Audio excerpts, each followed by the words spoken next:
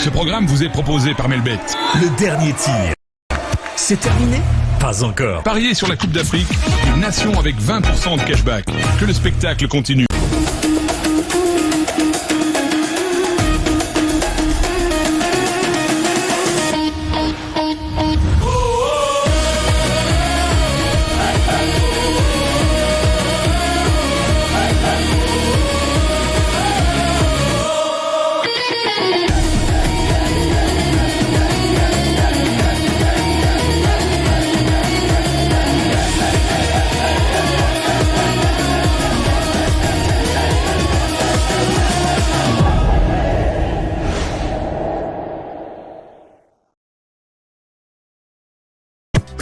Ce bruit qui part du quad, qui bondit de terrain en terrain, qui rebondit de stade en stade, ce n'est pas juste le bruit d'un ballon, c'est le bruit de notre cœur qui bat pour le football, pour la victoire, pour la gloire. C'est le bruit de notre cœur qui bat pour les Lions indomptables. Des voyages pour le Maroc, des voitures 4x4 en œuvre de l'heure, des milliers de maillots des Lions et des millions de francs CFA à gagner chaque semaine avec Orange Bonus au dièse 111 étoile 1 dièse et Orange Monnaie au dièse 150 dièse. Sponsor officiel des Lions indomptables depuis 25 ans. Les voitures de l'heure, Joya Dame Fodio. Voilà donc. Orange ajoute les voitures de l'heure dans ton parking.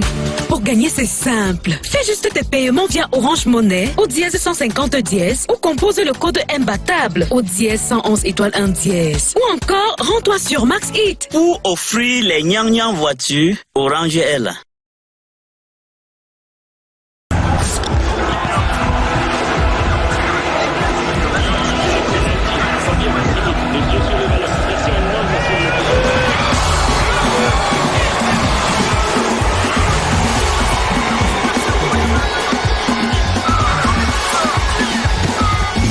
De football sur 33 Export. 33 Export, supporter numéro 1 du football. Supporter, c'est gagner. Avec 33 Export, on gagne ou on gagne.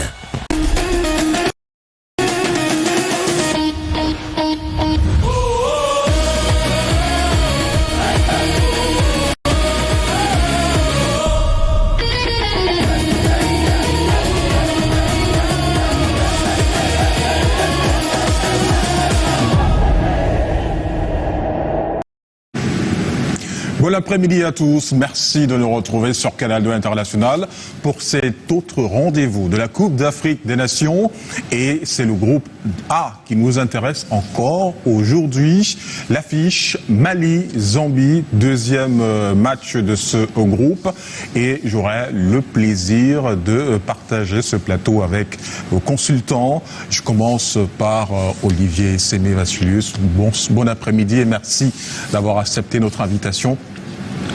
Bon après-midi aux copanélistes et je fais un coucou à tous ceux qui suivent la CAN, tous ceux qui sont scotchés sur Canal 2 qui nous regardent en ce moment. Je salue également, on partagera sur le plateau avec Franck Lima qui nous a fait le plaisir de venir analyser et partager ses connaissances avec nous. Franck Lima, bon après-midi et merci d'être là. Bon après-midi également à mes copanélistes, bon après-midi à tous les millions de téléspectateurs du Canal 2 International. C'est un plaisir pour moi également d'être sur ce plateau et de partager ensemble la rencontre qui va opposer le Mali à la Zambie. Et pour terminer, lui, c'est un habitué déjà de ce plateau. On était ensemble lors de la dernière édition. Il a renouvelé la confiance à Canal 2 International. C'est Magloire. Oui, Magloire. Bon après-midi et merci d'être là. Merci, bon après-midi. Alors, il faut déjà essayer de planter le record. Un petit rappel historique de ces deux équipes, Mali, Zambie, des équipes qui se sont déjà rencontrées lors d'une phase finale de Coupe d'Afrique des Nations. 6 matchs déjà disputés, une victoire pour le Mali et 2 nuls, 2 victoires pour la Zambie, je crois 3 nuls, une victoire pour le Mali. Est-ce qu'on peut parler d'un complexe du Mali face à la Zambie? Non, je ne parlerai pas du complexe. Ces statistiques aujourd'hui sont derrière nous. On peut dire comme ça, ces statistiques sont derrière nous parce que... Et la seule victoire, il faut le préciser, du Mali face à la Zambie, c'était en 2002, la dernière CAN. Parce qu'en 2002, ça remonte peut-être... 2022. 2022, pardon. Donc je disais que pour ce qui est de ces statistiques, c'est déjà derrière nous. On va essayer de se projeter maintenant sur la CAN de cette année. Et lorsqu'on voit un peu les forces en présence, on se dit peut-être que le Mali est peut-être plus outillé actuellement que la Zambie, parce que la Zambie est sur une forte série de contre-performances. Donc on va voir ce qui va se passer. Mais s'il fallait se référer à ces statistiques, je dirais que peut-être aujourd'hui, ça ne peut plus être d'actualité. Alors, coach Essémé, est-ce que cet historique et cette victoire du Mali en 2022 est un tournant définitif dans ce duel? Mais on ne peut pas dire que c'est un tournant définitif. Vous savez, en 1994, la Zambie, en demi-finale de la CAN, avait largement battu le Mali. Je crois que c'était 4-0. Donc en 2022, c'était une belle revanche qui essaye aujourd'hui d'équilibrer un peu les choses. Mais s'il faut rester sur l'actualité des deux équipes, s'il faut analyser les forces et les présences, c'est deux équipes qui sont dans un style différent. Aujourd'hui, on a une équipe du Mali qui a des joueurs assez talentueux, qui a une très bonne cohésion de jeu, aussi solide dans l'organisation, dans l'âme de jeu, en termes de circulation de balles. D'ailleurs, sa grande force reste son animation de jeu, et notamment l'apport de l'ensemble de cette équipe dans la maîtrise du jeu collectif. Et c'est une équipe qui va s'opposer à une équipe zambienne redoutable. Redoutable sur le plan physique, redoutable sur les transitions. Parce qu'il faut dire que dans les transitions off-def ou def-off, c'est une équipe qui va très vite et qui peut faire très mal. Maintenant, s'il y a un ascendant sur le plan mental, on va le mettre du côté de la Zambie, qui a un mental de fer parce qu'ils savent entrer en compétition. Ils ont montré à plusieurs reprises. Je crois que c'est un match qui n'a rien à voir au match d'ouverture. C'est un véritable match qui va lancer la CAN parce que c'est deux habitués de la compétition et c'est des équipes qui maîtrisent la compétition et qui sont en quête de résultats, qui sont en quête de trophées. Le Mali en a perdu une en 72. Je crois qu'ils sont toujours à courir. Donc chaque équipe aura à cœur de prendre les 3 points du match.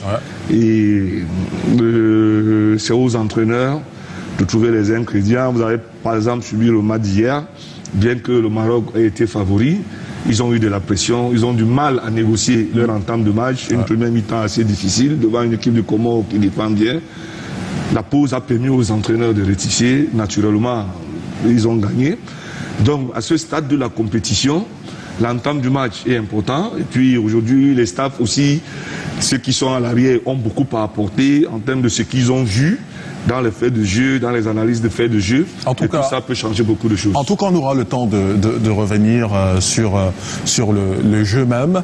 Je voudrais demander à Franck, est-ce que vous pensez que cet avantage historique de la Zambie peut être un avantage dans cette rencontre?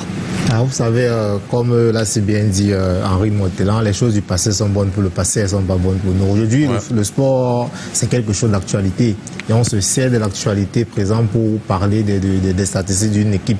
Arrière de près, tout porte à croire que le Mali, contrairement à son adversaire du jour, la Zambie, a des joueurs qui évoluent sur l'échiquier international et qui ont une plus-value intéressante par rapport aux autres. Mais on ne va pas aussi, sans doute, oublier ce passé, parce que ces deux équipes qui jouent aujourd'hui, on a la Zambie qui a sa 17e participation dans une Coupe d'Afrique des Nations, contrairement au Mali qui a sa 13e, et une Zambie qui est une fois champion d'Afrique. Donc je crois que sur ce 2012. Voilà, sur ce vécu-là, on essaie toujours d'être vigilant face à une équipe comme la Zambie.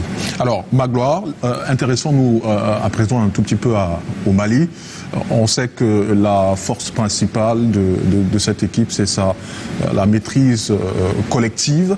Est-ce que vous pensez que c'est un avantage face à cette équipe zambienne qui aime procéder par les transitions? Oui, pour moi, je trouve que c'est un avantage. Et si on me demande de répondre dans l'ensemble, pour moi, dans l'ensemble du jeu, pour moi, je pense que l'avantage pourrait être au Mali, parce que c'est une équipe bien plus équilibrée, je dirais comme ça. C'est pas parce qu'en Zambie, il y a 13 joueurs qui évoluent sur le plan local et d'autres, peut-être 12 qui évoluent à l'extérieur. Mais c'est pas là la nature du déséquilibre. L'équilibre, pour moi, au Mali, c'est que Tom Saint-Fiet est arrivé avec une idée haute. Et il a su rassembler des joueurs parce que même, je vais prendre le cas de Amari Traoré qui n'était plus en très bonne odeur de sainteté avec l'équipe, mais il a pu le ramener pour le garder en confiance, même si c'est Yves Bissouma qui a les faveurs du capitanat aujourd'hui. Il a su maintenir des joueurs d'expérience comme Amari Traoré pour que le groupe se sente dans l'harmonie. Et je pense que lorsque vous voyez même Aïdara, qui est aussi un titulaire à Leipzig, des joueurs comme ça, même s'ils n'ont pas le capitanat, ils sont là pour apporter de leur savoir. Et on ne va pas parler de l'attaque de Sinaeko, l'attaque qui a à Auxerre. Donc il y a autant de joueurs comme ça qui, à mon avis, avec, comme le disait tout à l'heure le coach, avec les bons ingrédients peuvent faire la différence à tout moment. Même s'il va falloir rester attentif parce qu'on ne peut pas vendre la peau de la Zambie aussi moins cher comme ça. Alors coach, on sait également que le Mali c'est une équipe qui est également solide dans l'impact, mais est-ce que ce sera suffisant de tenir, de contenir la vitesse et la projection des Zambiens? Oui, disons que tout dépend des animations en termes de comportement à la perte de balle. Et une équipe qui a bien eu ces phases de transition def-off, si l'adversaire n'est pas en place, c'est une équipe qui peut faire très mal, très mal. Donc on peut ne pas s'étonner de ce qu'on puisse voir un match où une équipe a très bien joué à sécuriser le ballon, mais au finish qui ne gagne pas. Parce que quand on a des qualités, l'efficacité doit être récompensée par des buts. Et aujourd'hui au foot, si vous n'en marquez pas, il faut être capable aussi de défendre. Et quand vous avez donc une équipe qui fait un jeu direct vers l'avant et qui a des joueurs robustes qui vont assez vite, il faut vraiment avoir de la ressource. Et c'est exactement ce que je crains dans ce match, dans l'organisation dans laquelle sera le Mali, et sa capacité de la défense, de pouvoir contenir les assauts de l'équipe adverse. Généralement au football, quand vous avez le ballon, quand vous commencez la manœuvre, quand le ballon est intercepté, vous pouvez être désorganisé. Et quand vous êtes désorganisé et que, à contrario, l'adversaire, lui, il est bien placé et qu'il a utilisé le premier ballon de la plus belle manière et de la manière la plus efficace, ça devient un ballon très dangereux. Donc, j'ai dit que ce sera une opposition de style. Il va falloir mettre de l'efficacité dans le jeu. J'ai la frayeur, j'ai la crainte qu'effectivement le Mali peut être très très en difficulté face à la vitesse des joueurs zambiens dans les phases de transition. Alors Franck Lima, pour ce premier match, est-ce que le Mali doit imposer son jeu d'abord ou sécuriser l'arrière? Moi je crois que la première journée d'une compétition comme la Coupe d'Afrique des Nations ou bien toute autre compétition, la première journée vient marquer un déterminant pour la suite de la compétition. Donc je crois que pour le Mali qui est en train d'y aller en étant favori sur les papiers, doit de prime abord essayer de marquer. Et si, comme le coach l'a si bien dit, une équipe qui ne marque pas doit impérativement savoir garder ses cages inviolées. Alors, Magloire, dites-moi, le Mali, est-ce qu'il est plus dangereux quand il joue haut ou quand il accepte de laisser le ballon? Je pense que le Mali est plus dangereux quand il joue haut. Tout le monde, toute équipe qui veut marquer aime bien avoir la possession parce que vous savez, lorsque vous défendez beaucoup, l'équipe perd en lucidité facilement parce que tellement vous avez défendu que lorsque vous avez face, vous n'avez pas la lucidité, ça n'est pas facile.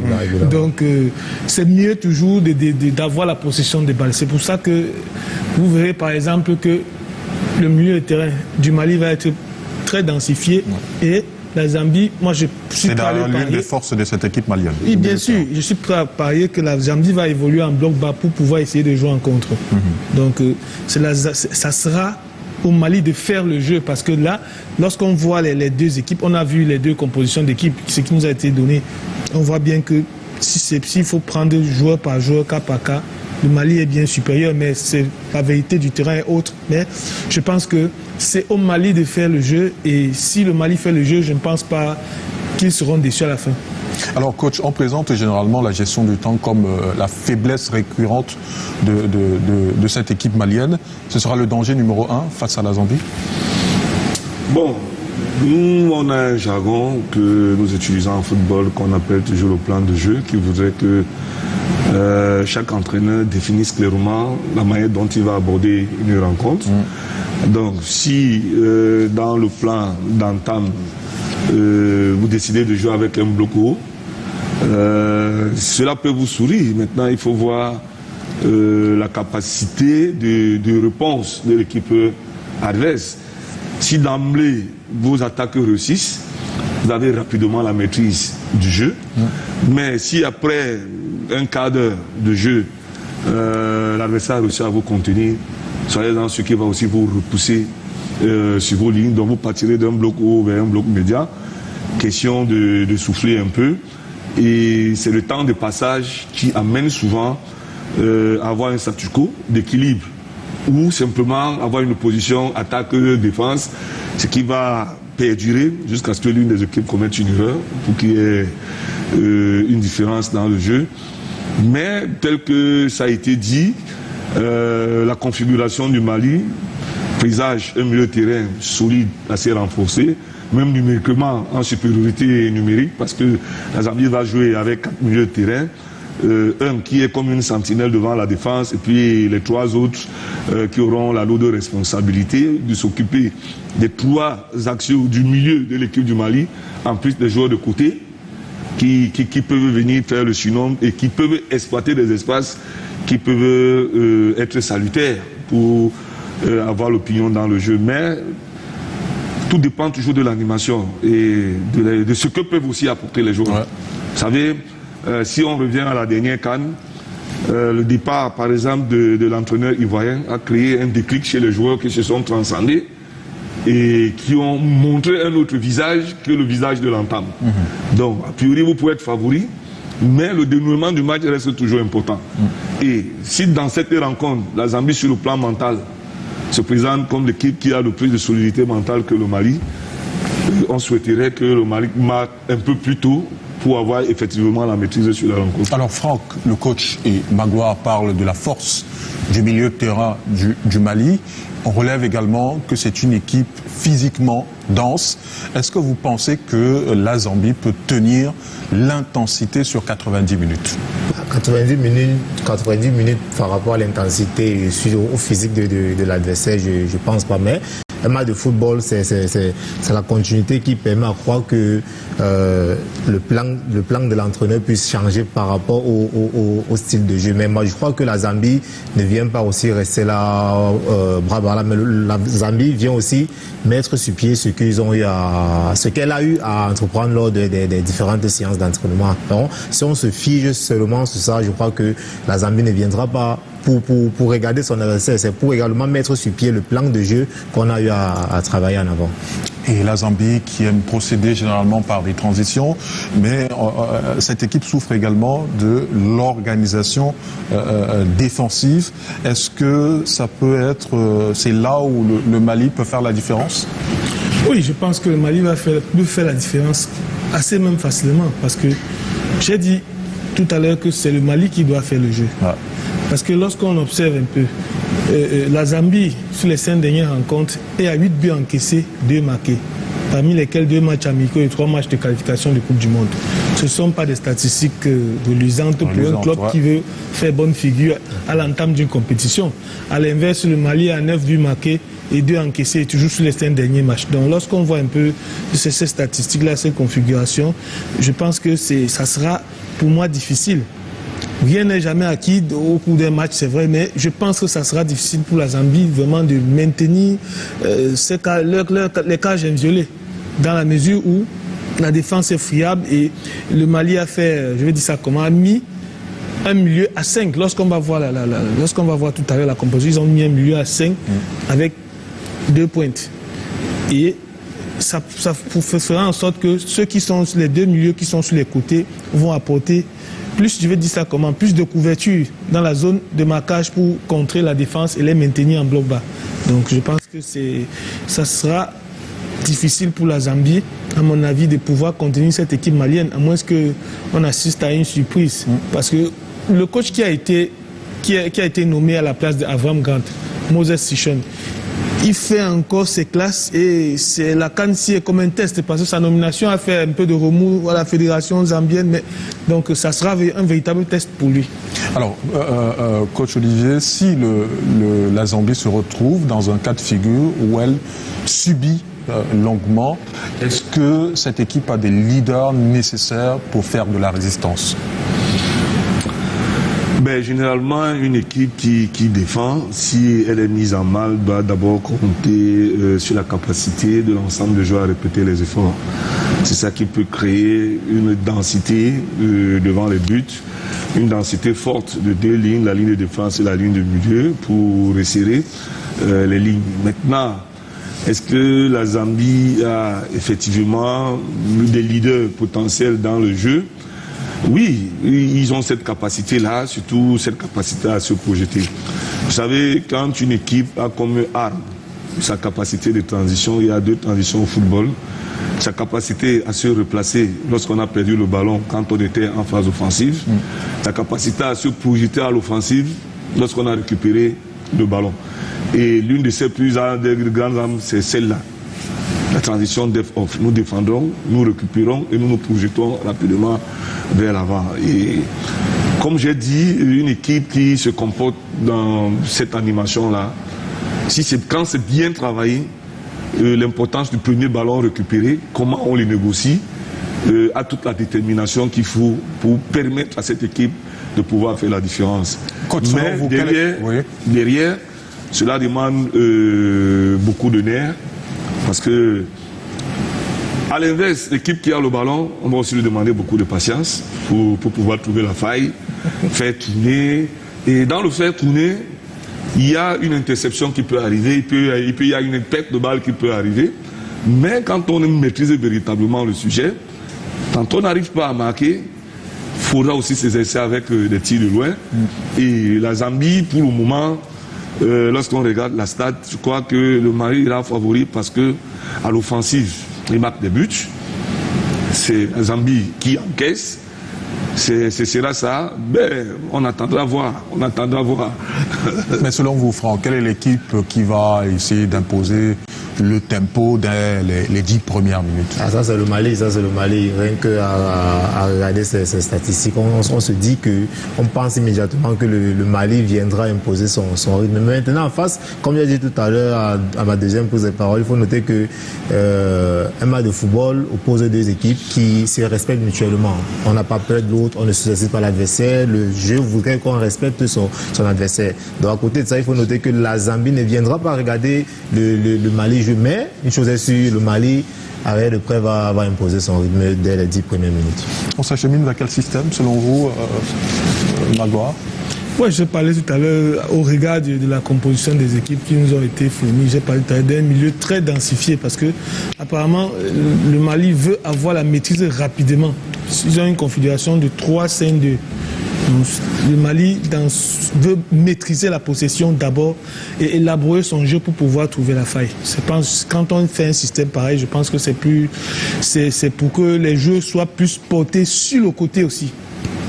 Alors, pendant que les images de l'échauffement des Maliens et des Zambiens à l'écran, je profite donc pour vous donner le 11 entrant. Dans les buts maliens, on retrouve Digui Diarra. En défense, Fofana, Diaby, Dante. Au milieu de terrain, Néné, Woyo Koulibaly, Dieng, Sangaré et Sina Yoko. Et en attaque, Kamori, Doumbia et Touré. Côté zambien, on a dans les buts Mwanza, en défense Lubambo Musso, Benson Sakala, Chanda, Machu Banda. Au milieu de terrain, on retrouve Shewa et Tembo, Kangwa et Lamek Banda. Et en attaque, on retrouve Fashion, Sakala et Dada. Alors, petit commentaire après ce 11 entrant, coach. Oui, le commentaire, il est clair. C'est deux équipes qui se présentent dans deux dispositifs différents. Vous avez d'un côté l'équipe de la Zambie qui est dans une espèce de 4-4-2 avec une variante dans le milieu du terrain, c'est-à-dire On a un joueur à la base devant la défense et 3 joueurs dans le milieu et 2 joueurs en attaque. Mais logiquement, ça fait un milieu à 4 et ça semble avoir beaucoup plus de stabilité à l'arrière parce qu'on a 2 axiaux, un défenseur central droit, un défenseur central gauche et 2 latéraux.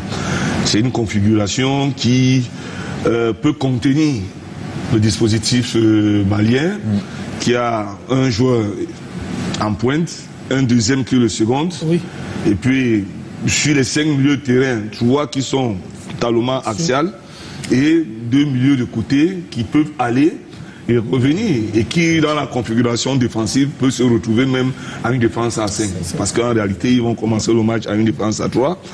Donc c'est pourquoi je disais on verra l'animation de ce dispositif là, la tâche d'évoluer à chacun et l'ensemble des mouvements de l'équipe parce que quand c'est bien fait il y a équilibre, quand c'est mal fait il suffit d'un retard de replacement d'un seul joueur ou une latence d'un maillon pour que voilà, tout s'écroule. Mais depuis ma bord, on est dans 2 dispositifs différents et dans 2 styles diamétralement opposés. Alors, Margot, votre analyse sur ce système de jeu de la Zambie, le système en place qui est de la Zambie, quelle est votre analyse? Mon analyse est la suivante, que c'est un système qui est conçu pour attendre l'équipe et procéder par contre. Donc lorsqu'on voit la configuration telle que le coach l'a expliqué, c'est conçu d'abord pour défendre parce que lorsque vous faites une défense à 3, c'est pour libérer, c'est pour densifier le milieu et les ailes. Alors, lorsque vous faites une défense à 4, c'est pour maintenir un certain équilibre pour pouvoir contenir les joueurs d'abord sur les côtés et maintenant ensuite à l'axe. Donc c'est comme une mesure préventive pour pouvoir contenir l'adversaire, quels que soient les assauts qu'il pourra, je vais dire ça comment, qu'il pourra véhiculer à votre égard. Donc la Zambie va procéder plus par contre. Ça, c'est tel que c'est dessiné. Il ne faut pas beaucoup réfléchir ou être savant pour comprendre cela. Franck? Oui, sur le placement de la Zambie, et comme l'a dit mes prédécesseurs, je crois que la Zambie vient, et on l'a si bien dit tout à l'heure, on a une équipe comme le Mali qui va imposer son rythme de jeu, et face à cette équipe, il y a la Zambie qui va défendre. Donc rien que le positionnement de ce 11 entrants prouve à suffisance que la Zambie vient défendre et va procéder par la suite par les crocs. Mais à côté de ça, il faut noter que on essaie d'être vigilant parce que dans un match de football, même le système de jeu peut changer en fonction du déroulement du jeu. Donc je crois que la Zambie va dans un premier temps regarder, observer et ensuite mettre sur pied un plan B. Alors Olivier Semé, quels sont les joueurs selon vous qui peuvent être considérés comme les patrons dans cette équipe malienne qui peuvent porter cette équipe jusqu'à la victoire? Je crois que individuellement, il me serait un peu difficile de me prononcer là-dessus. C'est des équipes que j'ai beaucoup suivies sur le plan de l'approche dans l'organisation de jeu. Elles ont toutes les atouts, ça il faut le reconnaître parce que généralement quand un match n'est pas décanté, la différence peut venir sur la plus-value individuelle de certains joueurs, mais pour l'instant, ces équipes, les 2 équipes ont des joueurs qui se valent un peu et lorsqu'une équipe s'appuie beaucoup plus sur le collectif, on a toujours du mal parce que l'organisation n'est pas faite à la dépendance d'eux. L'organisation est faite dans le jeu collectif, donc naturellement n'importe qui peut marquer et c'est pourquoi je dis, pour moi il m'est difficile de dire d'emblée, que ce soit pour la Zambie ou le Mali, qu'il y a un joueur qui va peser sur l'ensemble de la rencontre plus que les autres. Alors Magloire, cette équipe malienne est toujours présentée, elle est réputée avoir une très bonne formation, mais elle n'a jamais disputé une finale de la Coupe d'Afrique des Nations. C'est quoi le problème? C'est un problème de talent ou de mental?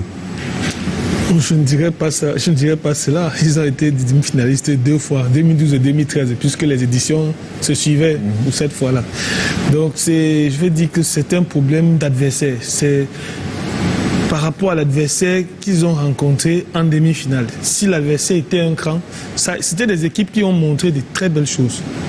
Mais les adversaires qu'ils ont croisés à la finale, en demi-finale, étaient encore plus au-dessus. Parce que c'est une équipe très vaillante, l'équipe du Mali. Ça, il faut le dire. Donc c'est lié à l'opposition qui était en face. Ce n'était pas lié au mental ou bien quoi que ce soit. Moi, c'est mon avis. Donc mais s'il faut revenir peut-être à ce que le coach disait, moi, c'est une équipe est un tout, mais pour faire la différence, je pense à Kamori Doumbia et peut-être Lassine Senayoko. Pour moi, voilà les deux joueurs. Puisqu'il a un peu fait tourner, plus Aïdara n'est pas titulaire, plus Yves Bissouma qui est à Tottenham n'est pas titulaire. Donc ce sont les joueurs de base de Tom Saint-Fiet. Et je pense que s'il fait un peu tourner l'effectif, peut-être l'entraîneur fait ses choix. C'est lui qui a ses choix libres. Donc pour moi, voilà les deux joueurs qui peuvent peut-être sortir sur le banc de tout, ça ne vous pose pas ça ne donne pas à s'interroger un tout petit peu. Ça veut dire que le Mali a suffisamment de ressources, vous pensez? Il y a la ressource et je pense que l'entraîneur doit avoir une bonne raison de l'avoir pas titularisé, parce que je ne vois pas un entraîneur qui peut se priver d'un joueur d'un tel niveau. Ouais. Là, c'est impensable. Donc laissons voir ce que le coach a concocté, et si maintenant ça ne fonctionne pas, il pourra procéder peut-être à des réajustements. Mais je pense que même cette équipe-ci du Mali est très bien outillée pour pouvoir mettre à mal la défense zambienne. Mais Franck Magloire ne pense pas que le problème est mental. Il parle plutôt de l'adversaire en face de cette équipe lors des échecs. Des échecs justifiés, les échecs de cette équipe malienne à 2 reprises en demi-finale, n'ont jamais disputé de finale. Est-ce que le problème n'est pas finalement mental? Puisqu'il y a de la ressource, mais en face, il y a une équipe, vous voulez peut-être dire que l'équipe est plus solide ou plus forte? Juste là, ils ont fait la finale en 72. C'était pour... Bon, ça remonte quand même. Ça remonte. Mais est-ce que le problème n'est pas plus mental que de talent? Parce qu'il y a suffisamment de talent au Mali. En fait, moi, je ne crois pas que le problème soit mental, parce qu'il faut noter que l'Afrique de l'Ouest regorge beaucoup de talent. Il y a des pays comme le Sénégal, le Mali, qui, des catégories inférieures, sont connus mondialement. Donc je crois que à ce niveau, on a juste besoin, ou bien ces différentes équipes. Prenons un peu le cas du Sénégal. Avant de remporter la CAN au Cameroun, à peiner, mais avec toujours des excellents joueurs dans les différents championnats qui ont fait des classes dans les différentes catégories, qui étaient reconnues mondialement, comme je disais tout à l'heure. Mais je crois que il y a aussi l'adversaire à côté.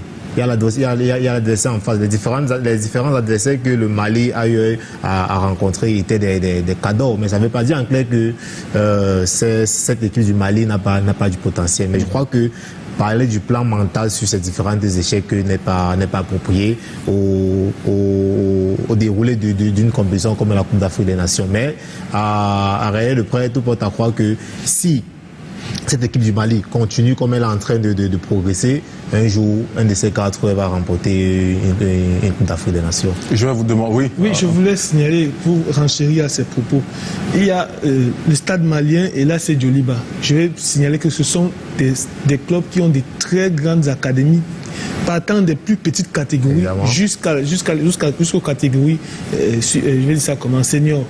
Donc c'est pas un problème de talent comme il disait, c'est une question de... J'ai bien relevé que la grande force du Mali, c'était sa formation. Tout à fait. Je l'ai bien relevé. Tout à fait.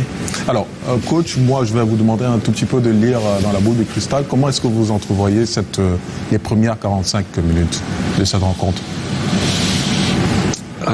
Difficile parce que les deux équipes voudront absolument gagner. Il n'y a aucune équipe qui voudra perdre le match, marquer son empreinte, faire une bonne entame. Ce sera difficile parce qu'en face, il y a une équipe qui a la maîtrise collective, qui a des joueurs techniques, mais qui sera opposée à une équipe qui a une discipline de fer. Une discipline tactique bien huilée. Et je crois que tous ici, on est dans la même approche, que c'est le Mali qui fera le match. Le Mali qui fera le match, donc nous attendons voir